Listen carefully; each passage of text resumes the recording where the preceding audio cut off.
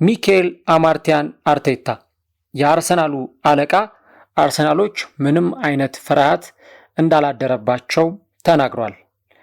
እንደውም በዚህ የጨዋታ መርሃ ግብር ላይ ሪያል ማድሪድን የሚገጥመው ስብስብ ከነርሱ የተሻለ ሆኖ እንደሚቀርብም ያምናል። ነገር ግን በሪያል ማድሪድ በኩል ከባለፈው ሽንፈት ቀጥሎ ባሉት ተከታታይ ቀናት አንድ ቃል ብቻ ነው በአይምሯቸው እየተመላለሰ የሚገኘው፣ ሬሞንታዳ ካምባክ፣ ውጤትን የመቀልበስና አርሰናልን ጥሎ ወደ ቀጣዩ ዙር የማለፍ ጉዳይ። በዚህም ምክንያት ብዙ ሀሳቦች የተሰጡ ይገኛሉ።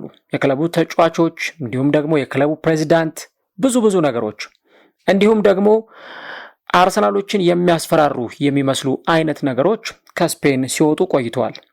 መድፈኞቹ ግን የራሳቸውን ታሪክ ለመጻፍ ወደ ሳንቲያጎ በርናቤው እንደደረሱ እየተናገሩ ይገኛሉ። ሪያል ማድሪድ ከአርሰናል ረቡዕ ምሽት በሳንቲያጎ በርናቤው የመልስ ጨዋታቸውን በቻምፒየንስ ሊጉ ሩብ ፍጻሜ የሚያከናውኑ ይሆናል። ይሄ ጨዋታ ምን አይነት መልክ ይኖረዋል? በሪያል ማድሪዶች በኩል እየተደረገ ስላለው የውጤት ቅስቀሳ እንዲሁም ደግሞ ከዛም ባሻገር በብዙ መንገድ በስፔኑ ክለብ በኩል እየተነሱ ያሉ ነገሮች አሉ። አርሰናሎች ስለዛ ምን ያክል ዝግጁ ናቸው የሚለውን ጉዳይ የምንመለከት ይሆናል። ሰላም ውድ ቤተሰቦች እንዴት ናችሁ? እግዚአብሔር ይመስገን እኔ በጣም ደህና ነኝ።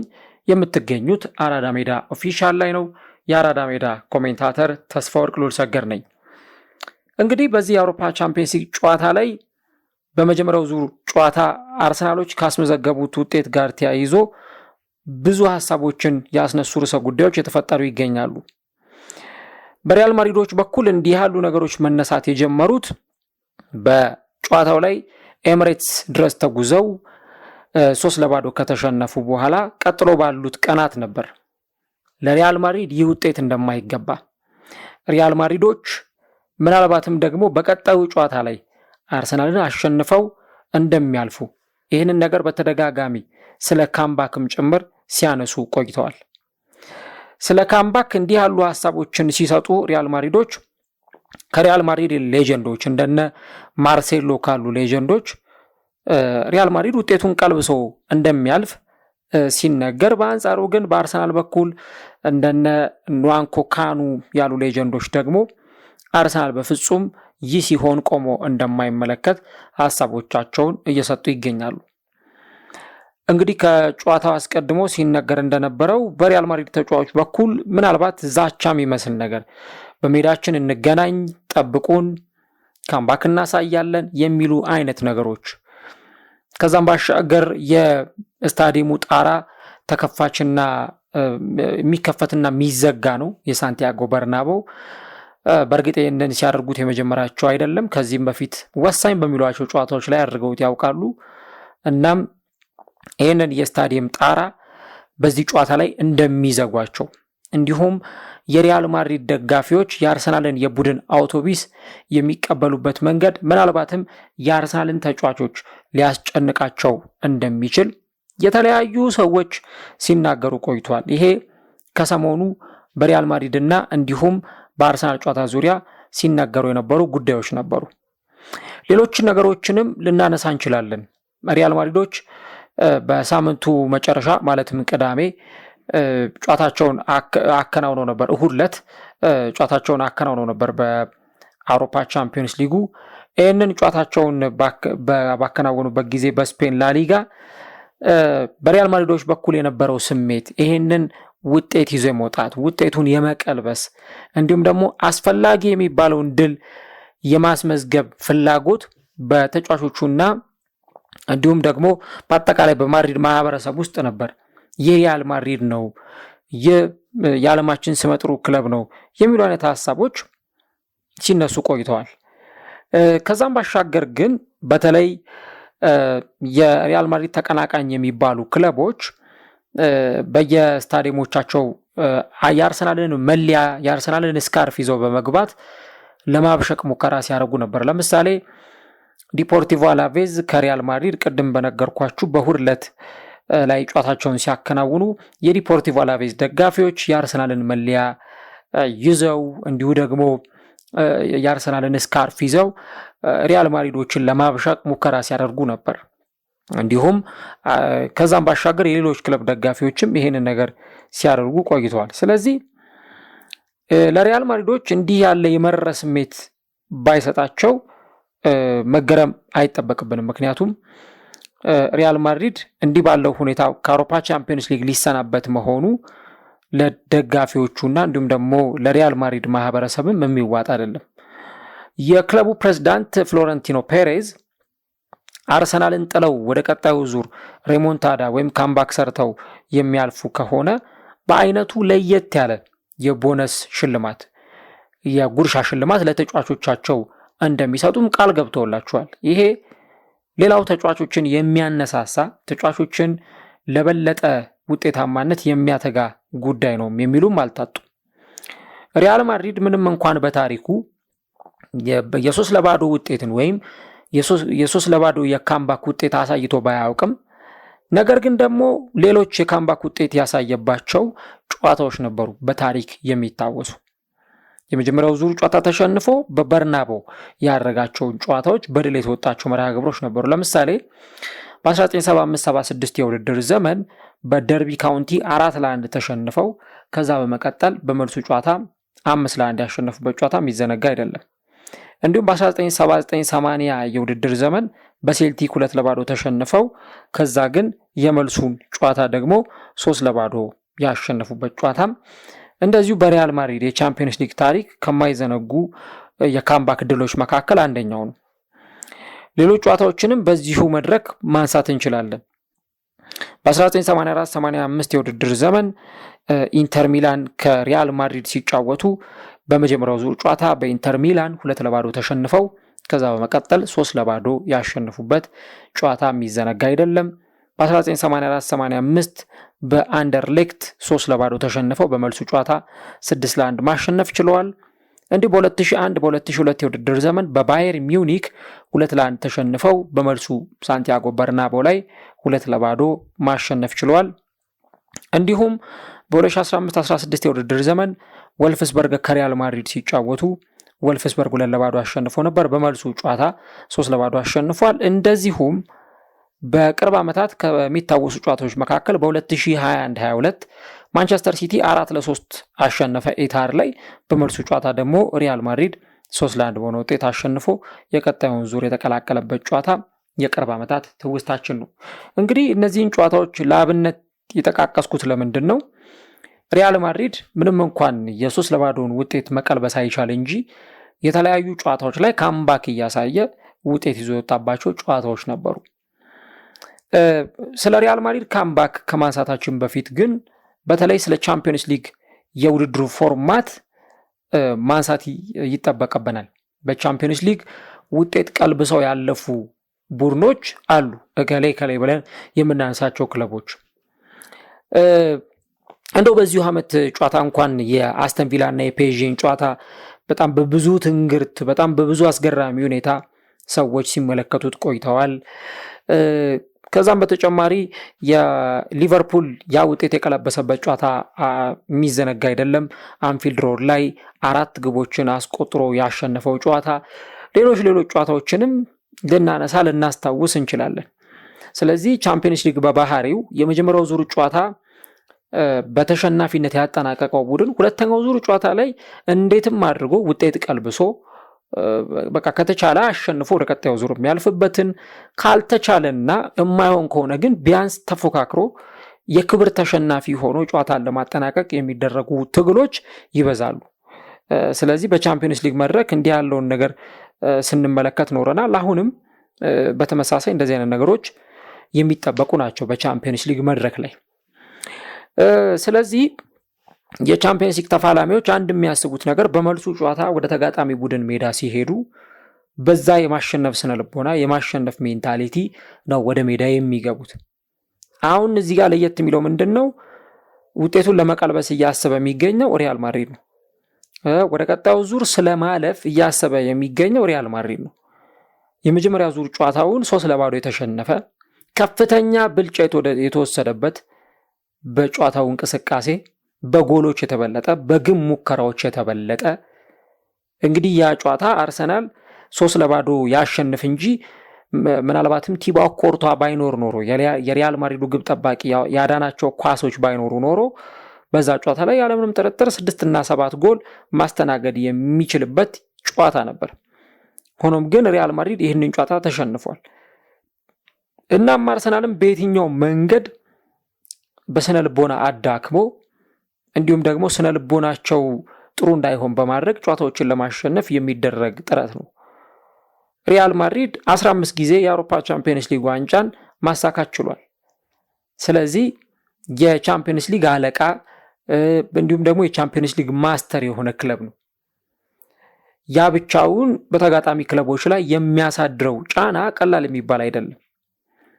ቻምፒየንስ ሊግ ላይ ከሪያል ማድሪድ ጋር የሚጫወቱ ክለቦች፣ ሪያል ማድሪድን የሚገጥሙ ክለቦች ይህን ነገር እያሰቡ ነው ከሪያል ማድሪድ ጋር ቻምፒየንስ ሊግ ላይ የሚጫወቱት። ማንቸስተር ሲቲ እንኳን ሪያል ማድሪድን ገጥሞ ያኔ ግማሽ ፍጻሜ ላይ 4 ግቦችን አስቆጥሮ እስከሚያሸንፈውና ጥሎት ወደ ፍጻሜ እስከሚያልፍ ድረስ እጅግ ከፍተኛ ፈተናን አስተናግዷል። ሪያል ማድሪድን ማሸነፍ እስከሚቸገር ድረስ ማንቸስተር ሲቲ ጥሩ ሆኖ ማንቸስተር ሲቲ ከሪያል ማድሪድ የተሻለ ፐርፎርም የሚያደርግ ቡድን ሆኖ ዋጋ እየከፈለ በጥቃቅን ነገሮች ከውድድሩ ሲሰናበት ተመልክተናል። ስለዚህ ሪያል ማድሪዶች ይሄ ስማቸውን እያሰቡ ያላቸውን ይሄ ኦራ ግርማ ሞገስ እያሰቡ ሜዳ ላይ መግባታቸው የሚቀር ጉዳይ አይደለም። በተለይ የመጀመሪያውን ዙር እንዲህ ባለው ውጤት የሚያጠናቅቁ ከሆነ ስለ ሜዳ ላይ ብቃት ካወራን ወይም የሜዳ ላይ እንቅስቃሴን በተመለከተ ሐሳቦችን ከሰጠን ሪያል ማድሪድ ከአርሰናል የተሻለ ቡድን አይደለም አሁን ባለበት ሁኔታ። ምናልባት በተጫዋቾች ጉዳት ሊሆን ይችላል። የተጫዋቾች ጉዳት አንደኛው ፋክተር ነው። ሁለተኛ ደግሞ በተጫዋቾች በኩል ያለ የአቋም መዋዠቅ፣ ይሄም እንደዚሁ ሌላኛው ምክንያት ነው። ሌሎች ነገሮችን ልንመለከት እንችላለን። ባርሴሎናን የምናይበት ስታፍና ሪያል ማድሪድን የምናይበት ስታፍ አንድ አይደለም። እናም ሪያል ማድሪድ አሁን ባለበት ሁኔታ በዚህ የውድድር ዓመት ምናልባት በኮፓ ዴልሬ ፍጻሜ ስለደረሰ የላሊጋው ተፎካካሪ ስለሆነ የዋንጫ ፉክሩ ላይ አሁንም ድረስ ስላለ ለቻምፒየንስ ሊጉ ፍጻሜ ስለደረሰ እንደው በማድሪድነቱ እየቀጠለ ያለ ይመስለናል እንጂ ማድሪድ በማድሪድነቱ እየቀጠለ አይደለም የሚገኘው። በቻምፒየንስ ሊግ እንኳን ዘንድሮ የተሸነፈባቸውን ጨዋታዎች እኮ ብትመለከቱ በኤሲ ሚላን 3-1 የተሸነፈበትን ጨዋታ የምንዘነጋው አይደለም። በሊል የተሸነፈበትን ጨዋታ የምንዘነጋው አይደለም። በሊቨርፑል የተሸነፈበት ጨዋታ የሚዘነጋ አይደለም። ሪያል ማድሪድ በጥሎ ማለፍ ተንጠልጥሎ ነው ቀጣዩን ዙር መቀላቀል የቻሉ።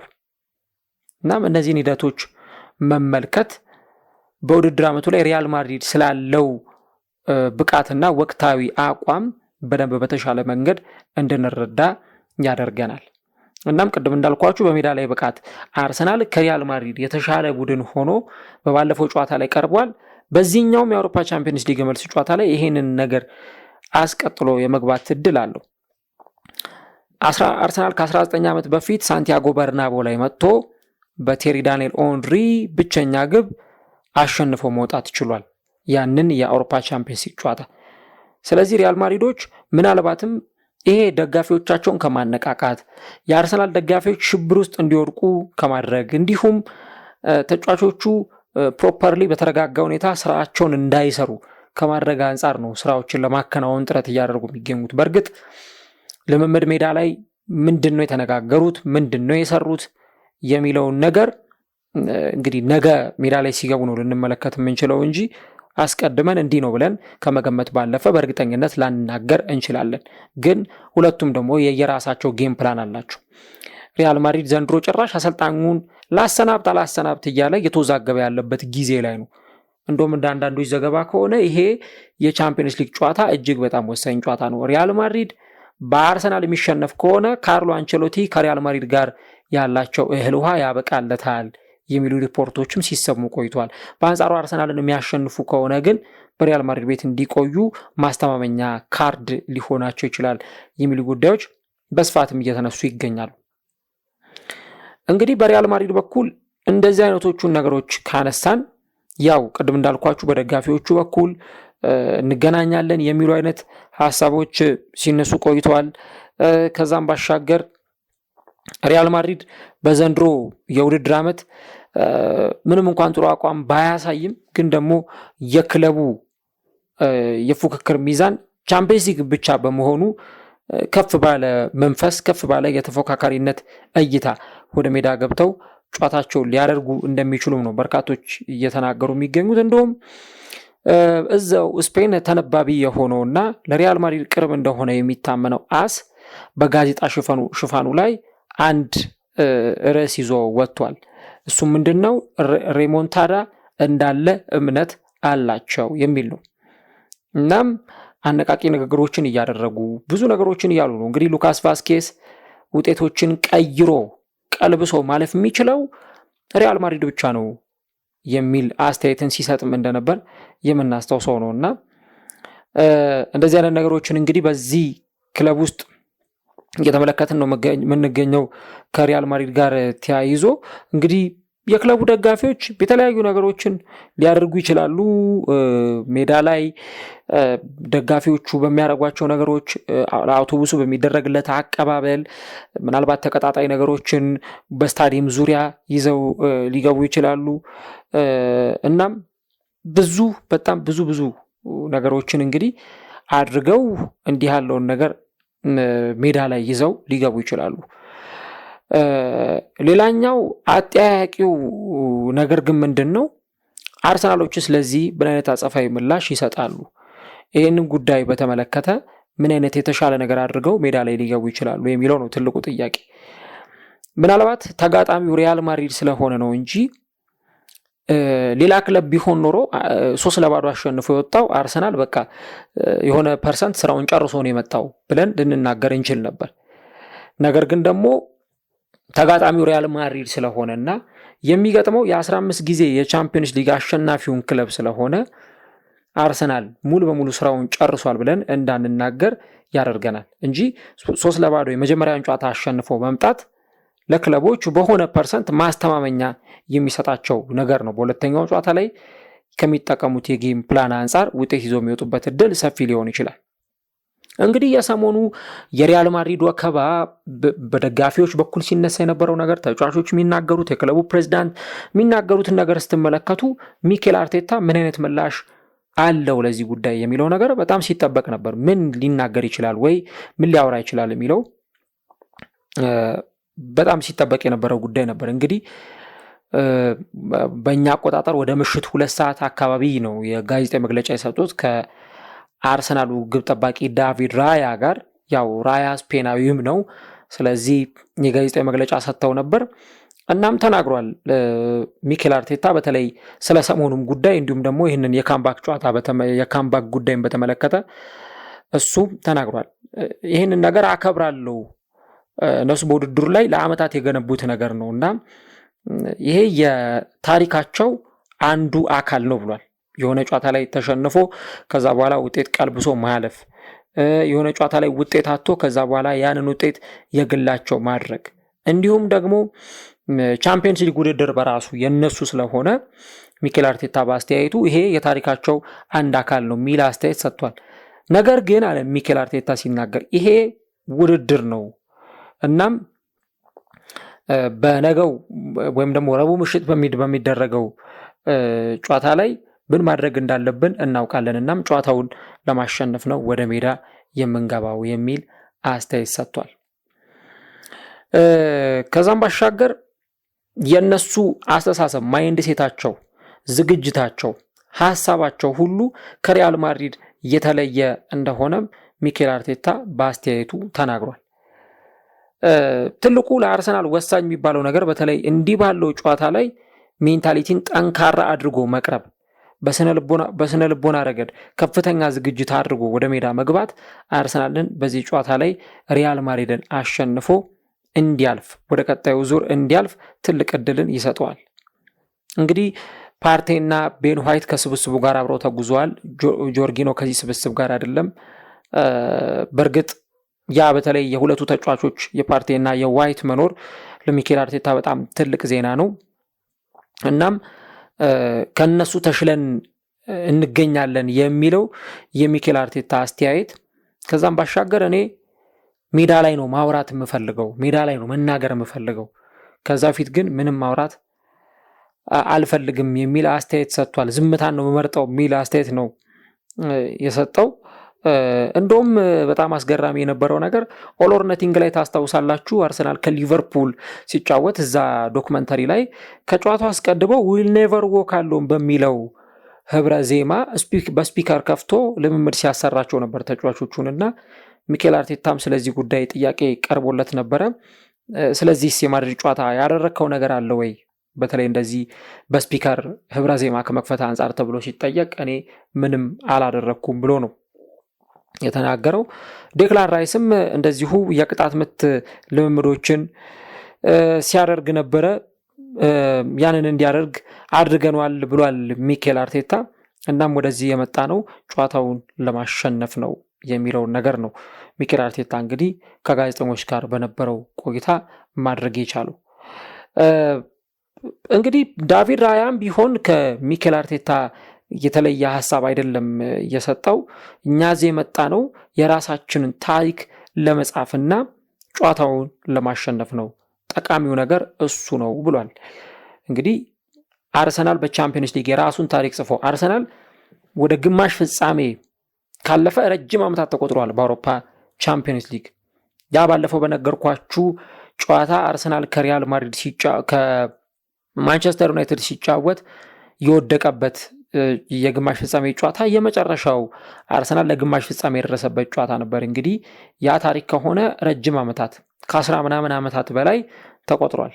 እናም በመጀመሪያው ዙር ጨዋታ ላይ ያደረግነውን ነገር ነው አሁንም መልሰን ለማድረግ ወደ ሜዳ መንገባው የሚል አስተያየት ሰጥቷል።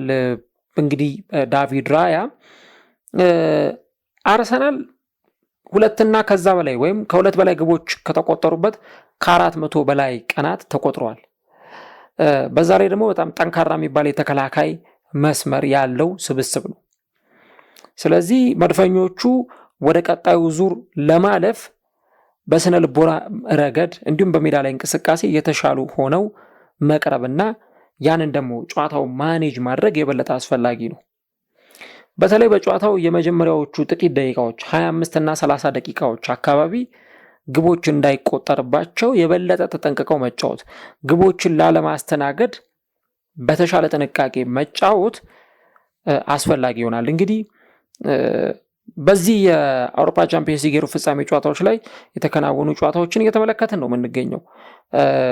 የአስተን ቪላ እና የፒኤስጂ ጨዋታ ምን ያክል ከፍተኛ ትንቅንቅ እንደታየበት፣ ያውም ፒኤስጂ የመጀመሪያውን ጨዋታ 3-1 አሸንፎ በመልሱ ጨዋታ ላይ ግን እንዴት ስትራግል እንዳደረገ፣ ባርሴሎና የመጀመሪያውን ዙር ጨዋታ ጨርሶ መጥቷል ተብሎ ሲጠበቅ 4-0 ጨረስኩ ብሎ የመጣውን ጨዋታ በመልሱ ጨዋታ ግን እንዴት ስትራግል እንዳደረገ፣ ግቦች 1ም 2ም 3ም ግቦች ሲቆጠሩበት እንደነበር ተመልክተናል።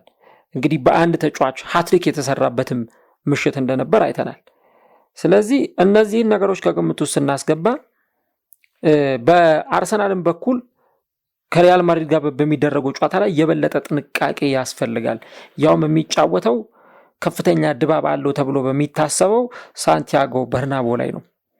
በእርግጥ በአርሰናል ደጋፊዎች በኩል መተማመን አለ፣ እንዲሁም በአርሰናል ሌጀንዶች በኩል መተማመን አለ። ምንም የፈለገ ነገር ቢፈጠር ወይም ምንም ነገር ቢመጣ አርሰናል ውጤቱን ይዞ ወጥቶ ወደ ቀጣዩ ዙር ያልፋል የሚሉ አይነት ሐሳቦች በዚህ ቡድን በኩል ሲነሱ ቆይተዋል። ዞሮ ዞሮ ግን ያማለይ አርሰናል የውድድር ዓመቱን በዋንጫ ለማጠናቀቅ የሚፈልግ ከሆነ፣ የቻምፒየንስ ሊግ ታሪኩን መቀየር የሚፈልግ ከሆነ ይሄ ጨዋታ ሁነኛው የተሻለ አማራጭ ነው። አርሰናል ከዚህ የተሻለ አማራጭ ላያገኝ ይችላል ወደ ግማሽ ፍጻሜ ለማለፍ፣ ከዛ ደግሞ እንደገና የፍጻሜ ተፋላሚ ለመሆን፣ ኢቭን ዋንጫ ለማንሳትም ቢሆን ይሄ በጣም የተሻለውና ጥሩ የሚባለው አማራጭ ነው። ያንን ነገር ሲያደርጉ ምናልባት ዘንድሮ ታሪካቸውን ሊቀይሩት ይችላሉ። አምና እንግዲህ አርሰናል ከዓመታት በኋላ ወደ ቻምፒየንስ ሊጉ ሲመለስ በውድድሩ የመጨረሻ ታርጌቱ ላይ መድረስ የቻለው እስከ ሩብ ፍጻሜ ነበር። በዛ ጨዋታ ላይ እንደምታስታውሱት ከባየር ሚዩኒክ ጋር ነበር በደርሶ መልስ ሊጫወት የቻለው። ነገር ግን ደግሞ በባየር ሚዩኒክ ተሸንፎ፣ በተለይ የመልሱ ጨዋታ ላይ አሊያንዝ አሬና ላይ ተሸንፎ ውጤት ማጣት ችሏል። 1-0 ነበር የተሸነፈው። ያን ውጤት ሳያገኝ ቀርቷል። እናም ለአርሰናል በተለይ ከታክቲኩ ረገድ ጨዋታውን ማኔጅ የማድረግ ስራ ነው የሚጠበቀው። በሪያል ማድሪዶች በኩል ተደጋጋሚ ሙከራዎችን የማድረግ ወረራዎችን የማድረግ በተለይ ቪኒሺየስ ጁኒዮር፣ ኬሊያን ኤምባፔ እንዲሁም ደግሞ ሮድሪጎ ጎዬሽ እነ ቤሊንግሃም ሩጫዎችን እያከናወኑ የአርሰናልን የመከላከል ሲስተም የመረበሽና ያ ደግሞ እንዳይሆን የማድረግ ትልቅ የቤት ስራን ሊወጡ ይችላሉ። ነገር ግን ደግሞ በአርሰናል በኩል በተለይ ሙሉውን ደቂቃ ሲከላከሉ እንመለከታቸው እንችላለን። በመልሶ ማጥቃት ሲጫወቱ በእርግጥ የአርሰናል መልሶ ማጥቃት ጥሩ ነው ለማለት ያስቸግራል። በተለይ አርሰናል በመልሶ ማጥቃት ሲያጠቃ ክፍተቶች ያሉበት ቡድን ነው። ግን ደግሞ ፈጣን የሆኑ ተጫዋቾችም እንዳሉት መዘንጋት የለብንም። እነ ቡካዮ ሳካ፣ ጋብሪኤል ማርቲኔሊ ፈጣን ተጫዋቾች ናቸው። እንዲሁም ደግሞ በጥሩ መንገድ ግቦችን ስኮር ማድረግ የሚችሉ ተጫዋቾች አሏቸው። ይህንኛውም ጨዋታ ቢሆን የመሃል ሜዳ ባትል በከፍተኛ ሁኔታ የሚደረግበት ጨዋታ ነው። እንግዲህ በሪያል ማድሪድ በኩል የነ ፌዲ ቫልቬርዴ፣ የነ ቹዋሜኒ እንዲሁም ሉካ ሞድሪች፣ ጁድ ቤሊንግሃም ጥምረት ይጠበቃል። በአርሰናልም በኩል የነ ቶማስ ፓርቴ፣ ዴክላን ራይስ እንዲሁም ደግሞ የማርቲን ኦዴጋርድ ጥምረት የበለጠ በዚህ ጨዋታ ላይ ለሪያል ማድሪድ ፈታኝ ሆኖ እንደሚቀርብ ይታመናል። ይሄ ነው በዚህ ጨዋታ ላይ ሊነሳ የሚችለው ጉዳይ።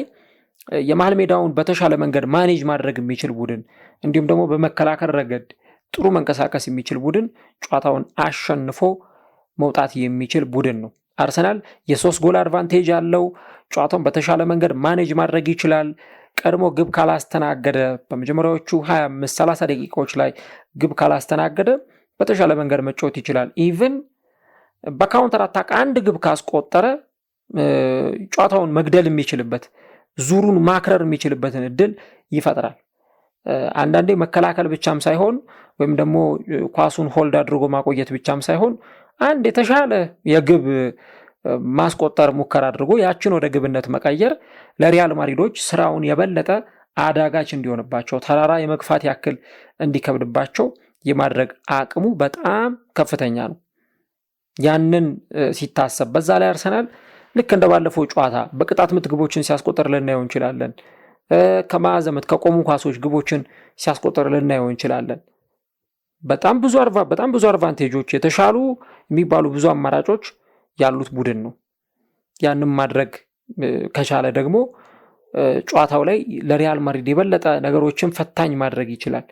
ሪያል ማድሪዶች ነገሩ እንዲከብዳቸው በተሻለ መንገድ ጨዋታውን አናላይዝ አድርገው እንዳይጫወቱ የመከልከል አቅምም ይኖረዋል።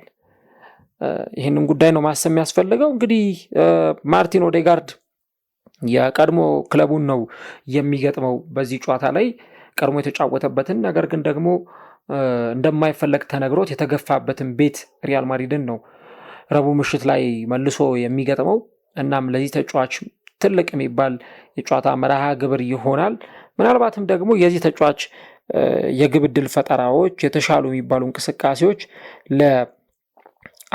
ለአርሰናል እና ለተጫዋቾቹ እንደዚሁ የበለጠ የሚጠበቁ ናቸው። ማርቲን ኦዴጋርድ ከጉዳቱ በኋላ በሚፈለገው የፈጠራ ልክ በሚፈለገው የጨዋታ ልክ አይደለም ፐርፎርም እያደረገ የሚገኘው። ምናልባትም ተጫዋቹ ከጉዳት ከተመለሰ በኋላ በደንብ በሚጠበቅበት ልክ ፐርፎርም ቢያደርግ በሚጠበቅበት ልክ መጫወት የሚችል ተጫዋች ቢሆን ቢያንስ አርሰናል በሊጉ አሁን ካለበት የተወሰነ ስቴፕ ፈቀቅ ማለት ይችል ነበር ለዋንጫ ፉክክሩም ሆነ ከዋንጫ ፉክክሩ ጋር ለሚነሱ ርዕሰ ጉዳዮች። ያም ሆነው ግን በመድፈኞቹ አርሰናሎች በኩል ይሄኛው ተጠባቂ ጨዋታ ካምባክ እንዳይሰራባቸው እንዲሁም ደግሞ ሌላ መጥፎ ታሪክ እንዳይመዘገብባቸውም የሚያደርግ ነው።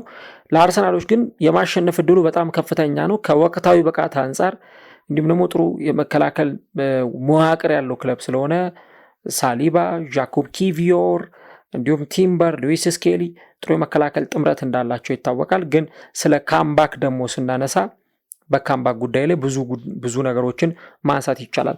ፔዤ ከአስቶን ቪላ ያደረጉትን ጨዋታ ስንመለከት በቃ ታግለዋል። አስተን ቪላዎች የቻሉትን ያክል ውጤቱን ለመቀልበስ ሞክረው ነበር። ኡናይ ኤምሬ እያንዳንዷ ኳስ በተሳተች ቁጥር መሬት ላይ ሲንበረከኩ በፊታቸው ሲደፉ እንደነበር አይተናል። ምን ያክል ጨዋታው በጣም አስቸጋሪ እንደነበር ኢቨን ራሱ ባርሰሎና እንደው ቡድኑ አንድ ግብ አስቆጠረ በኦውን ጎል ባልሆነ ሰዓት ላይ ነው ያ ግብ የተቆጠረው።